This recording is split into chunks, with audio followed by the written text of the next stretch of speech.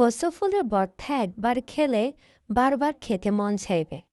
ঘরোয়া স্বাদে তৈরি এই মজাদার ভর্তা কিভাবে বানাবেন তা দেখতে ভিডিওটি শেষ পর্যন্ত দেখুন। কচু ফুলগুলো প্রথমে আমি কেটে নিয়ে ভালোভাবে ধুয়ে পরিষ্কার করে নেব। কয়েকটা মরিচ, 2টা রসুন দিয়ে ভালোভাবে সিদ্ধ করতে দিব। এখন আমি কচু ফুলের ভর্তা বানানোর জন্য একটা কড়াইতে সামান্য পরিমাণ সরষে তেল নেব এবং দিয়ে দেব একটা এলাচ, 2টা দারুচিনি, একটা তেজপাতা এবং রসুন, পেঁয়াজ কুচি, কয়েকটা লাল মরিচ। তারপর একটু হালকা বেজে নেব। বেজে নেওয়া হয়ে গেলে এর মধ্যে দিয়ে দেব মিক্সার মশলা, হলুদের গুঁড়া, তারপর দিয়ে দেব একটা ম্যাগি মশলা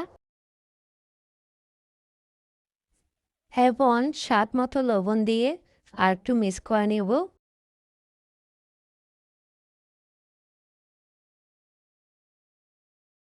মিক্স করা হয়ে গেলে এর মধ্যে দিয়ে দেব সিদ্ধ করে রাখা কচু ফুলগুলো।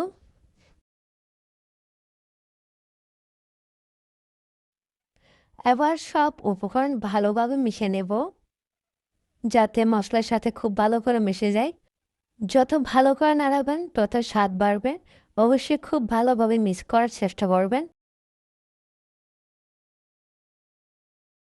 এবং সবার শেষে আমি দিয়ে দেব লেবু।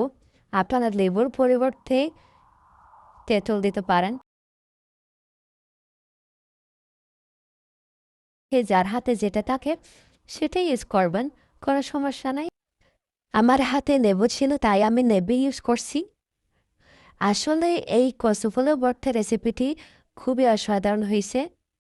আমার এই কচু ফুলের ভর্তা রেসিপিটি আপনাদের ভালো লাগলে অবশ্যই লাইক, শেয়ার ও ফলো করতে ভুলবেন না। ধন্যবাদ সবাইকে। আজকের মতো এতটুক। আল্লাহ হাফিজ।